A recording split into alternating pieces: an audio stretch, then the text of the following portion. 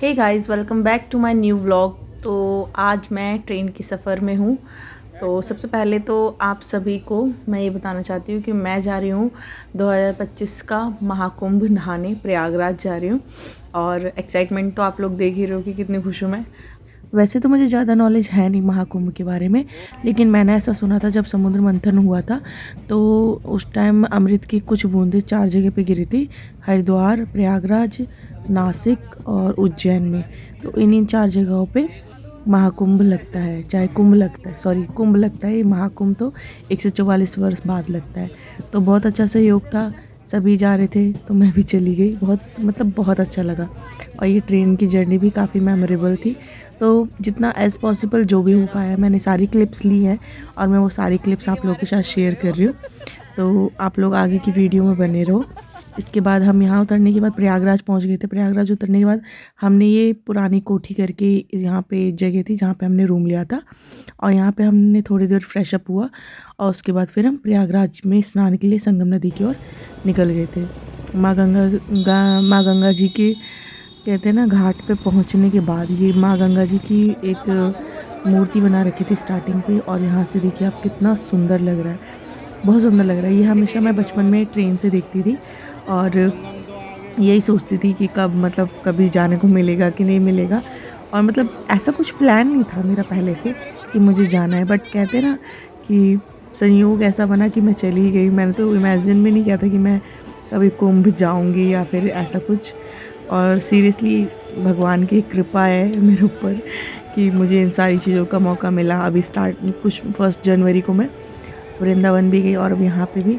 और उसके बाद फिर हम यहाँ से आगे बढ़े थोड़ा, तो थोड़ा सा स्नैक्स लिया हमने, जिसमें हमने यहाँ की भेल पूरी इंजॉय करी थी।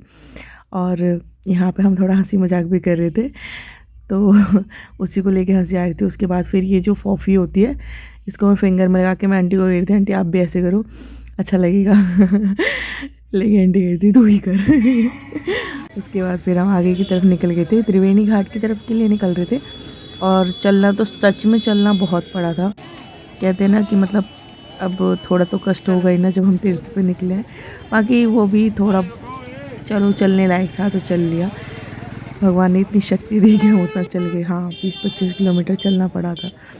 तो सारा टोटल हम घूम घाम के आ गए थे। फिर यहाँ पे हमने संगम में स्नान किया, गंगा नदी में। पानी बहुत ठंडा था, बहुत ज़्यादा ठंडा था पानी। डुबकी भी नहीं लगा पा रहे थे। मैं थोड़ा थोड़ा रुक रुक के डुबकी लगा रही थी।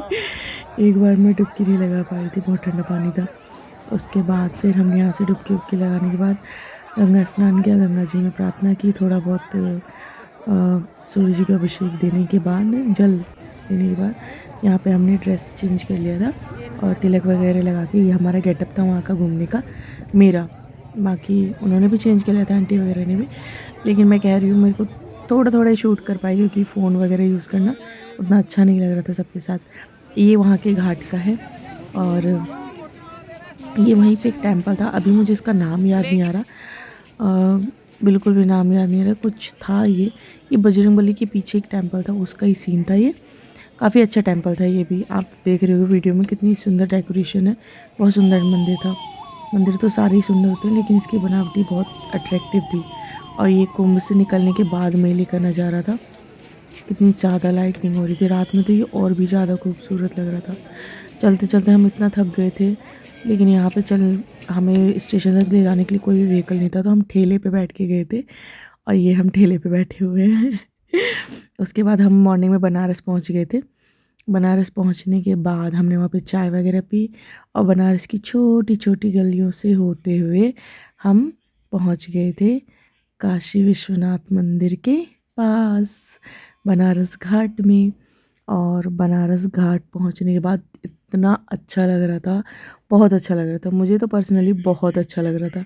ये वो घाट है जहाँ आरती होती है रोज़ शाम को, गंगा आरती। और यहाँ का घाट को मैंने पहुँच के सबसे पहले घाट को प्रणाम किया था, क्योंकि कहते हैं ना गंगा नदी में पैर डालने से पहले घाट को, और मॉर्निंग टाइम था तो सूर्य प्रणाम भी कर लिया, सूर्य नमस्कार कहते हैं। और उसके बाद फिर मैंने चारों तरफ की छोटी सी एक क्लिप ली है, क्योंकि मुझे इतनी एक्साइटमेंट हो रही थी। यहाँ पहुँचने के बाद बहुत अच्छी फीलिंग आ रही थी, और मुझे लग रहा था कि कब मैं बोट पे बैठूं और नदी के उस पार जाऊं।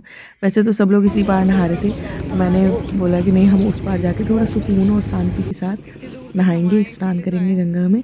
तो हम घाट के उस पार चले गए थे। ये नाव वाले थे जो हमें घाट के उस पार लेके जा रहे थे, ये भैया थे। ये हमें वहाँ के बहुत सारे घाट के बारे में बता रहे थे कि ये कौन सा घाट है। इधर देखो ना, बहुत सारे घाट के बारे में बता रहे थे। और ये मैं बैठ के घाट के उस पार जा रही थी, बहुत अच्छा लग रहा था। मतलब यहाँ से और सारे घाटों का नज़ारा, घाट के इस पार से दूसरे घाट का नज़ारा बहुत खूबसूरत लग रहा था। ये सब हम मतलब हमेशा वीडियोस वगैरह में देख रहे थे, लेकिन अब सामने से देख के और अच्छा लग रहा था। मैंने तो बहुत इन्जॉय किया। मैं तो कहूँगी आप लोगों को भी कभी भी मौका लगे तो ज़रूर घूमें।